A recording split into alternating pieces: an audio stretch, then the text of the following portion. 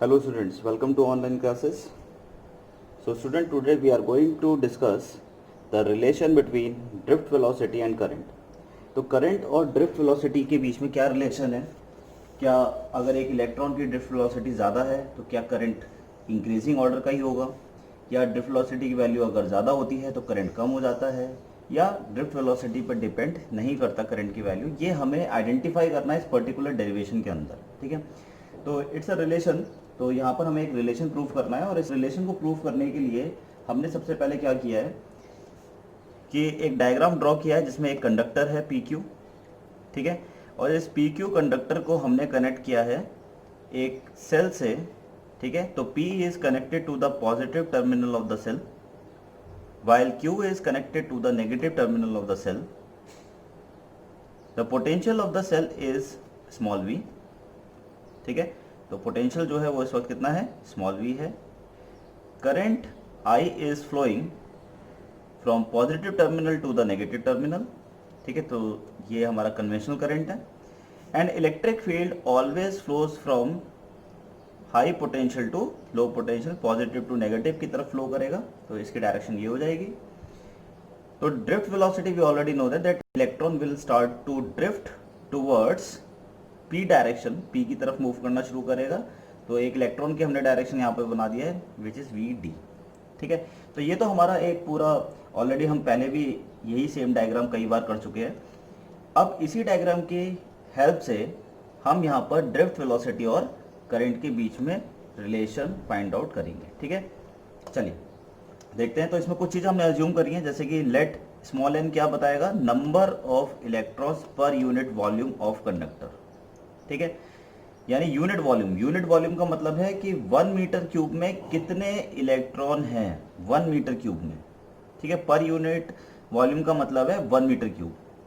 और इसको हम एक और नाम से कई बार बोलते हैं, this is also known as, और यू कैन राइट, इसको हम बोलते हैं that is number density.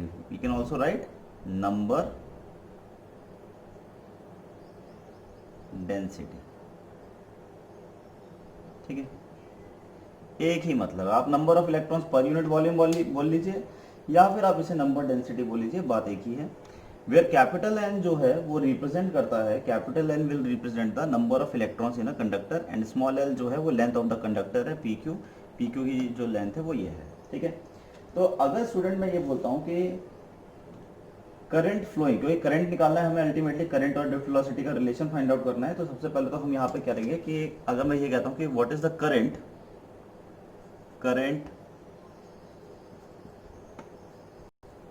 flowing in the conductor, ठीक है।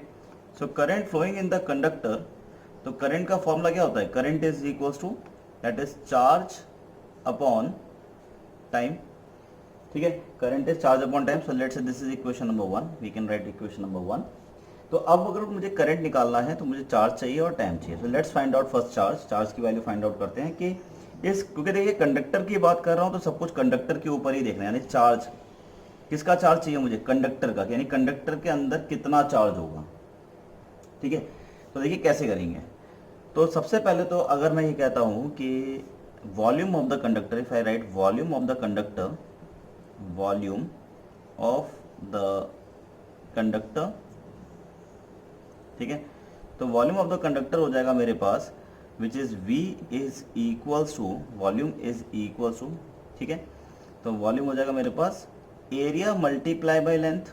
भाई ये जो क्रॉस सेक्शनल एरिया है इसको लेंथ से मल्टीप्लाई कर दूंगा, क्योंकि एरिया क्या होता है, मीटर स्क्वायर होता है, और लेंथ हमारा मीटर होता है, दोनों को मल्टीप्लाई करेंगे meter cube. Now meter cube is the unit of volume, ठीक है। तो इस तरीके से हम इसको कर सकते हैं। चलिए, तो यहां हमने वॉल्यूम निकाल लिया, वॉल्यूम ऑफ द कंडक्टर। अब बात ये आती है कि चार्ज, तो चार्ज के लिए सबसे पहले ये देखना पड़ेगा कि इस पर्टिकुलर, अगर एक इलेक्ट्रॉन की चार्ज करें, बात करें कि चार्ज ऑफ इलेक्ट्रॉन, तो charge of electron is charge of electron is e, ठीक है। अगर मैग्नीट्यूड की बात करें वैसे तो माइनस ई लिखेंगे, लेकिन क्योंकि हम अभी मैग्नीट्यूड की बात कर रहे हैं तो दैट इज ई, ठीक है। तो अगर मैं कहता हूं कि number of electrons present in this conductor, ठीक है, तो if I write number of electrons present in a conductor, अगर ऐसा लिख देते हैं हम, तो number of electrons present in a conductor, तो नंबर ऑफ इलेक्ट्रॉन्स, देखिए नंबर ऑफ इलेक्ट्रॉन्स यहाँ पर है नंबर ऑफ इलेक्ट्रॉन्स, तो नंबर ऑफ इलेक्ट्रॉन्स यानी capital N present in a conductor, ठीक है, तो वो क्या हो जाएगा, वो हो जाएगा हमारे पास, आप देखो यहां पर भी हमने क्या लिखा था, number of electrons per unit volume, तो this can be written as number of electrons per unit volume, can also be written as capital N over L, ऐसे लिख सकते हैं, sorry not L, this is volume, capital N over volume ऐसे लिख सकते हैं इसको, ठीक है। Small n equals to n over volume, क्योंकि number of electrons per unit volume यहाँ पे लिखा हुआ है इसलिए ऐसा लिख रहे हैं। तो कैपिटल N की वैल्यू लिखेंगे तो हो जाएगा n इंटू वॉल्यूम, ठीक है। वॉल्यूम आप ऑलरेडी निकाल चुके हैं, तो capital N is equal to small n multiply by volume, तो वॉल्यूम आपके पास कितना था, तो दिस इज वॉल्यूम, तो वॉल्यूम हो गया आपके पास A इंटू एल, ठीक है। चलिए आपके पास दो चीजें आ गई हैं। अब इसके बाद ये तो होगा कि इतने इलेक्ट्रॉन जो है वो इस कंडक्टर के अंदर प्रेजेंट है, ठीक है। अब बात आती है कि इसका चार्ज कितना है। अब एक इलेक्ट्रॉन का चार्ज कितना था, E, इतने सारे इलेक्ट्रॉन उसके अंदर हैं, तो टोटल चार्ज कितना होगा, so total charge in a conductor, ठीक है, तो total charge will become that is Q is equals to, तो ये हो जाएगा मेरे पास विच इज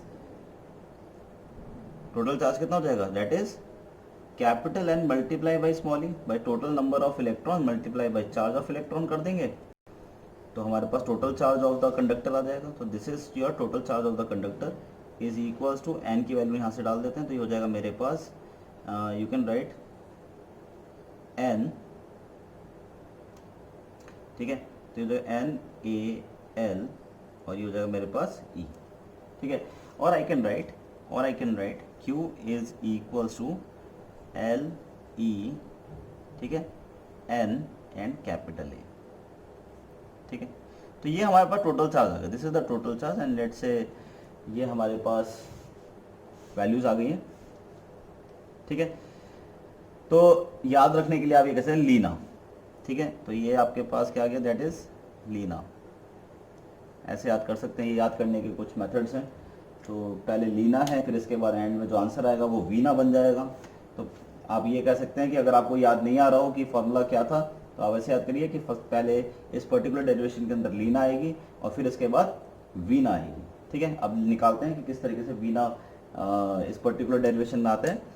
तो क्यों आगे आप टाइम निकालते हैं, तो टाइम टेकन, ठीक है, तो टाइम निकालते हैं, तो time taken by an electron to cross